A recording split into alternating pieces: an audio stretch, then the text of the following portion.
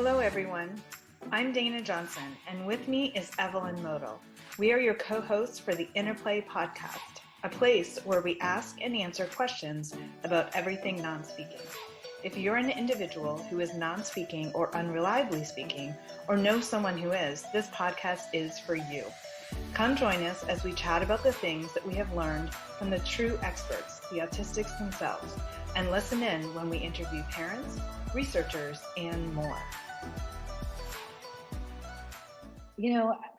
I agree. There's a lot.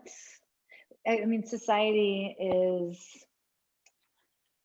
can be and is a lot of times so rigid in their thinking. And you think of, you mentioned the word like normal and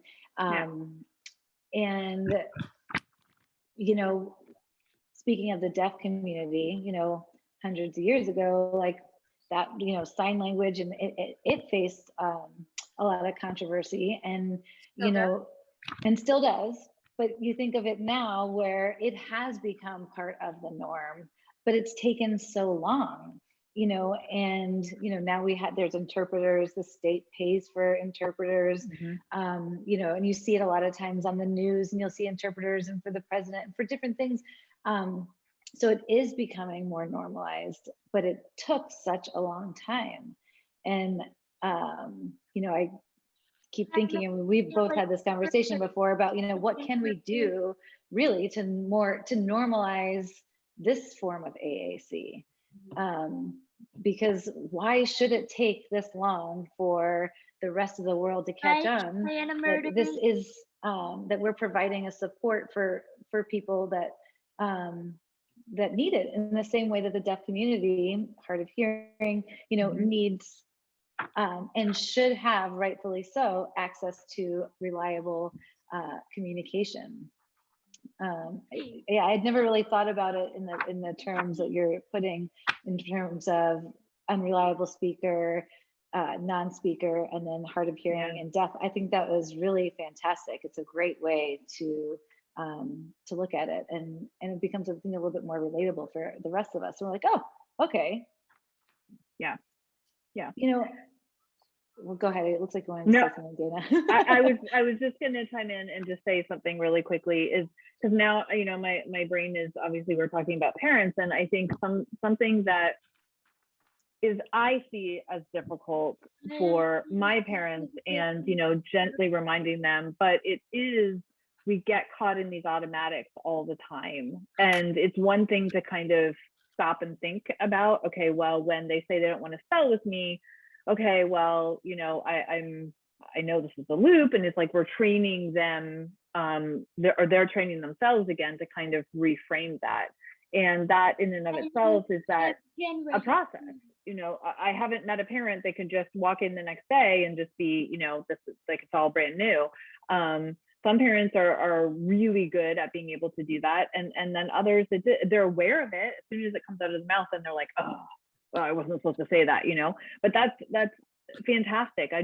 I think that, it's challenging in that way when we have things that are automatic in ourselves, in terms of getting caught in those loops. And so that was the one thing that I was thinking about as Erin, you were talking. The other thing is, I think, going back to that word normal, and parents wanting to see that, or to have that speech, or because their kids do have some speech, they want to work on that. But I also see the shift too and push of keyboard, because that in our culture is what is acceptable for individuals, because we all work on a keyboard. So, why wouldn't we want to rush to that and to be, and where some of our guys are great and they have those motor skills and they can do it. And some of them have goals, and yes, we want to work on those goals to get there. But I think that what you said, Erin, as far as getting that practice in and working, and always ensuring you have a letterboard with you to be able to tell me more, is the most important thing. And I'm so glad that you brought that up, for sure, just as another gentle reminder for parents, just to kind of make that their loop, their automatic, is to always have that board there. Sorry, Evelyn, go ahead. I just wanted to give my thoughts. No, I'm glad you did. I'm glad you did. I know there's so much, Erin and Kat, that you guys are sharing that I feel is so important for everyone to hear. And one of the things I was thinking about was, and I'd like to know your thoughts on it. But typically, let's say, Kat, let's say you spell something, right? I don't know, anything. You like spell a desire for something. And then you spell it out, and then after spelling it out, let's say you start saying the opposite of it, right? And you kind of seem like your body and maybe your words are displaying something totally different from what you spelled. I feel like that happens so much with so many of my clients, and the parents will say to me like, well, he said this, but he said this and then this happened, or she said this and then she said the complete opposite, so I just went with it, right? And I just would like to know how you guys have approached that, and just kind of take it from there. It's interesting that I think a lot of parents always default. They default to what the child says. They very rarely default to what the child spells. I tend to default what she spells. I don't know, it's 50-50, depending on how well you know your kid. The odds could, go either way. Continue scratching up. But the bottom line is the only person that knows what's communicated on the letterboard is reliable, is the person who did it or spelled it or said it. So that's why it's so important for parents to get practice on the letterboard so that they can check in. I hear you said this, you spelled this, give it a break, go have dinner, come back and say, I'm really wanting to check in. I'm not feeling confident that I understand, what your desire is. Catherine and I have been working together long enough to where I think I'm better than 50-50, but you can never make assumptions. And when I start making assumptions and I think, I know Kat, I know what she really meant, that's when something happens and I get, yeah, she'll get me every time. But for the most part, I think,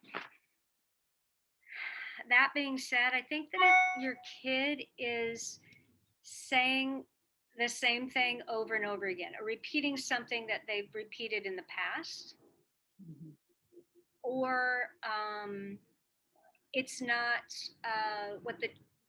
what your kid is saying isn't age appropriate. That's a really big warning sign that probably what they're saying versus what they're spelling, you'd want to go with something that's more indicative of of their age, as well as what seems to be more novel. Like you were saying, Evelyn, before, when Catherine was saying the Shelley Carnes murder thing. So that's the same thing. But when she said something novel, like just sit by them and be chill, scratch their back and read to them, that was novel.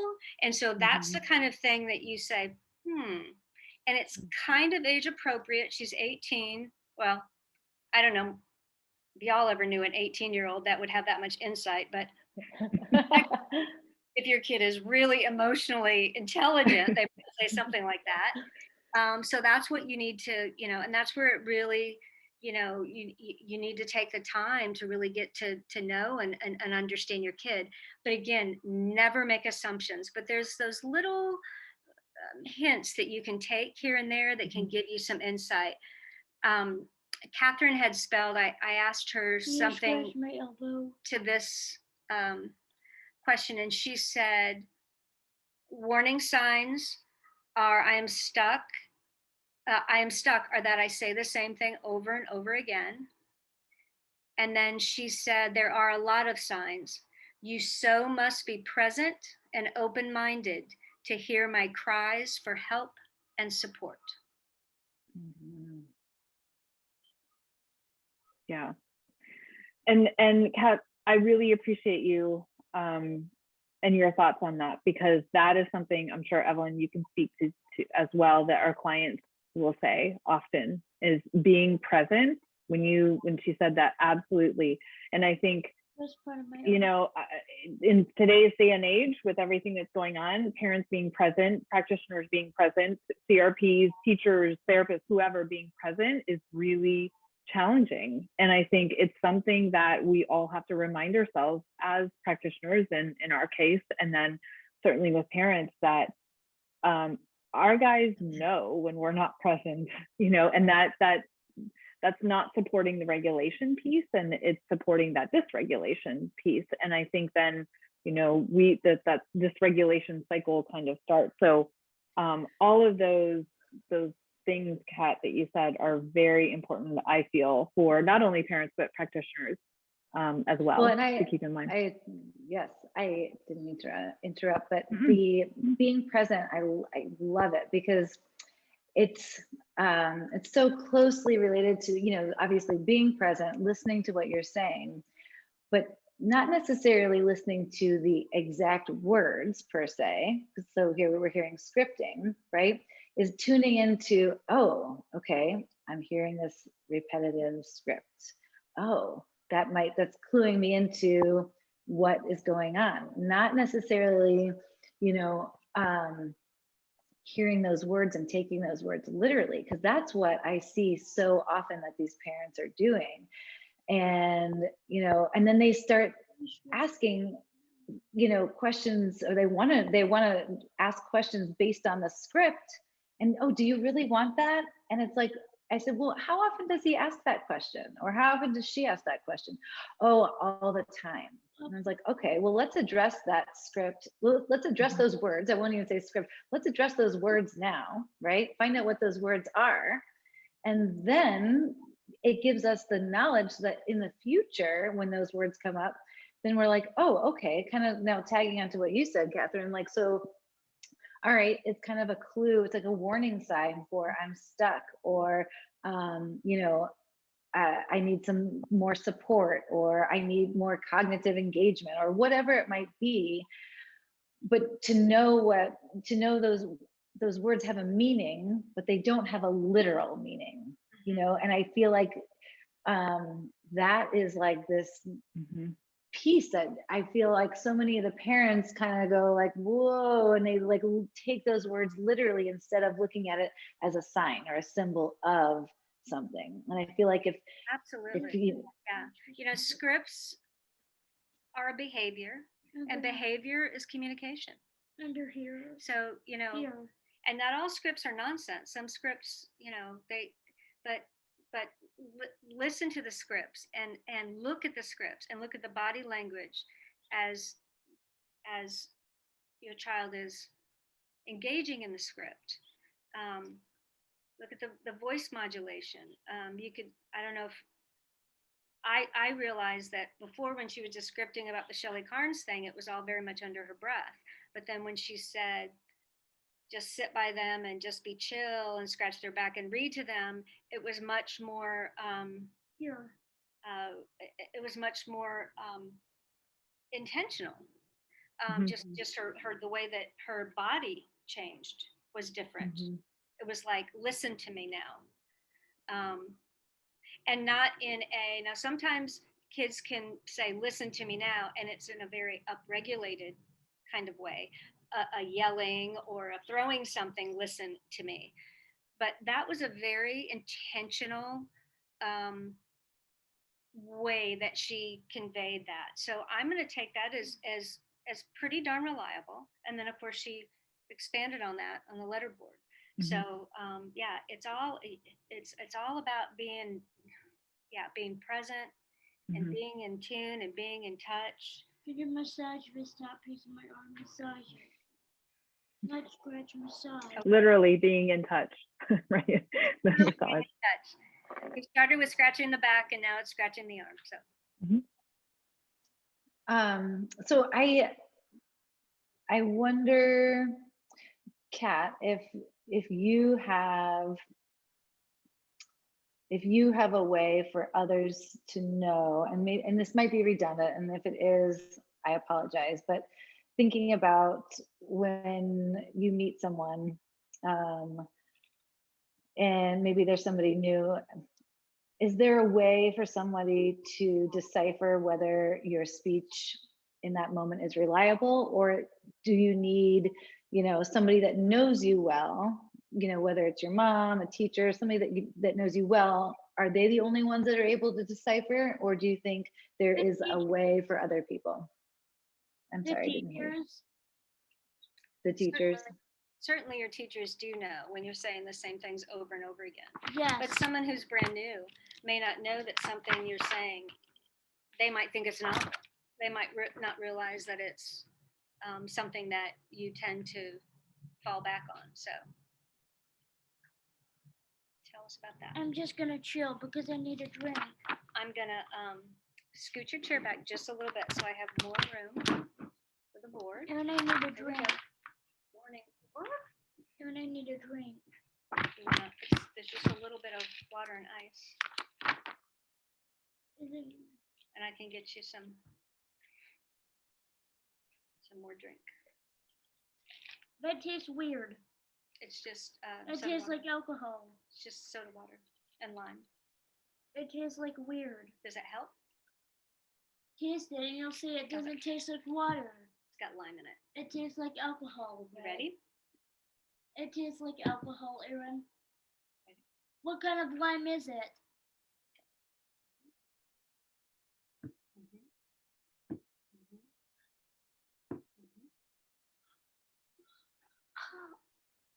CAN.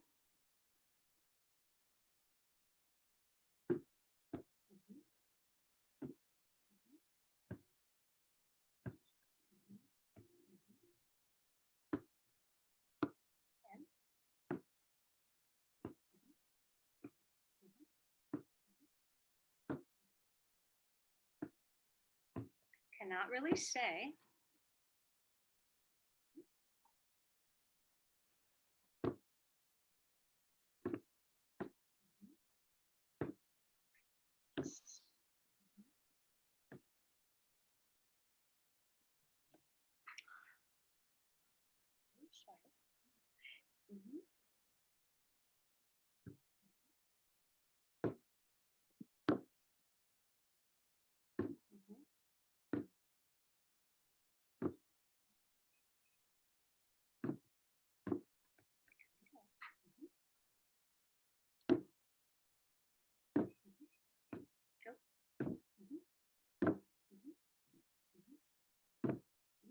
N-E-E. Thank you. She's a lefty, so she's going to tell me when I need to pick it. I said over here. Over here so I can reach you. Damn it.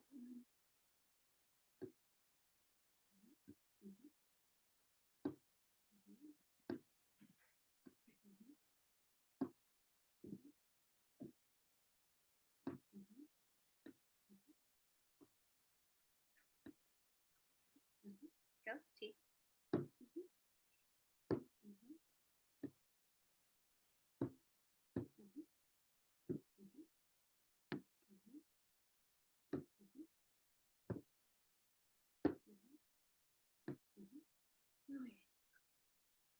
Kind of need to know that we are competent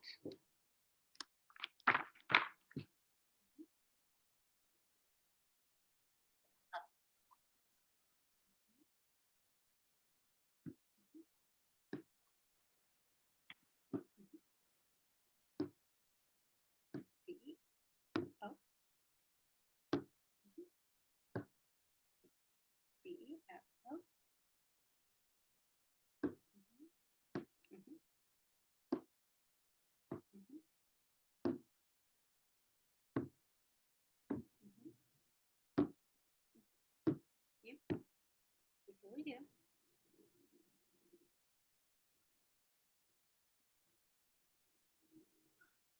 Keep it going.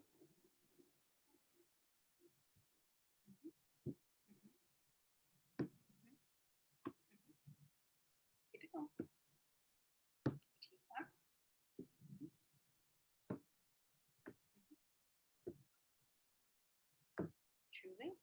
Truly.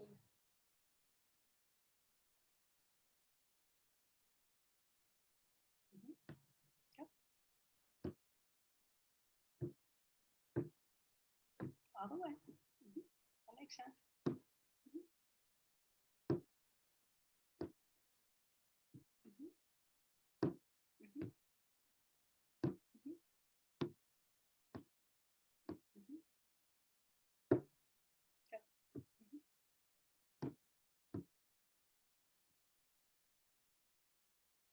Done. Before you can truly tune into us. I'm just writing it down. So need to know that we are competent before you can truly tune into us. Yeah, that is, So I mean, that says it all. Yeah, I'm hearing you say is, if you don't presume competence, then you're not going to be able to really What? Decipher. The reliability or the degree of reliability of my speech. Is that? Yes. Yes, I said yes. Okay. I hear you. Let's write that down. I said yes. My arm's done. Okay. Your arm is done. Let's just finish this up. Can I please not spilling? Please. Not right now, thank you. Ready? Okay, God, Aaron. Ready? With that left arm. Aaron. You go. Lift. Mm-hmm. Mm-hmm. Mm-hmm.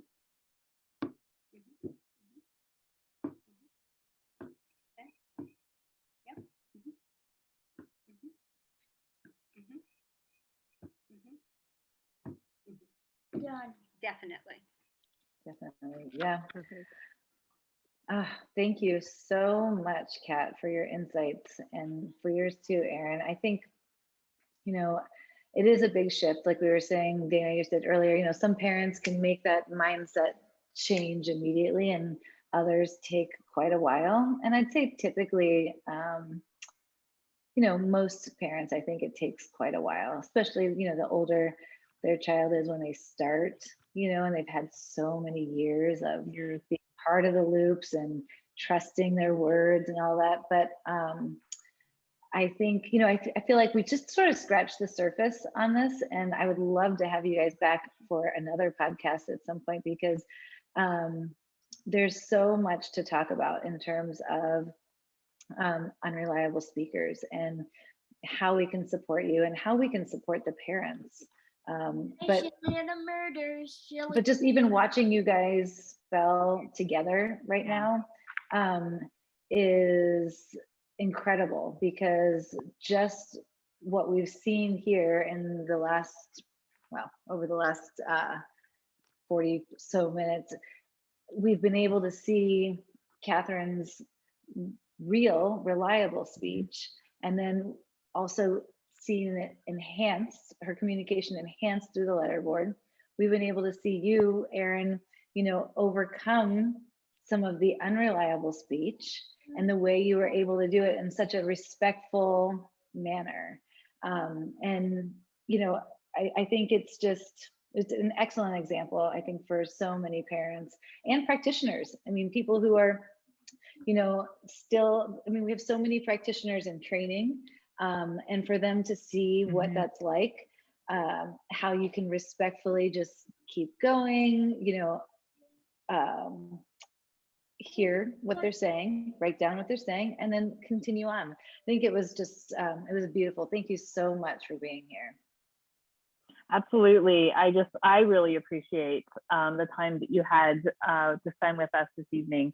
And I think absolutely, like Evelyn said, I would love to have you guys come back. And what I was even thinking about is that if any of our listeners or viewers, because some people watch as well, if they have questions, that they are welcome to email specifically about unreliable speakers, and maybe their son or daughter or someone that they know, and they can reach out and let us know what their questions are. And then we can have you guys back and do more of a Q&A with Kat and you, Aaron. I think would be fabulous. I know that parents, practitioners, everybody are going to look at this and just be really grateful to you guys for teaching. I know I learned more today. So thank you both. I did too. And I just wanted to remind everybody to subscribe to our YouTube channel and like this video, because the more likes we get and the more subscriptions we get, the faster we're going to make our way through YouTube. So we really, really appreciate it. We want you to share as well, share the video, so that others can hear Catherine and Erin's story, and then also how they're out there advocating and supporting for unreliable speakers. So thank you so much, and we will see you next time. Bye, guys.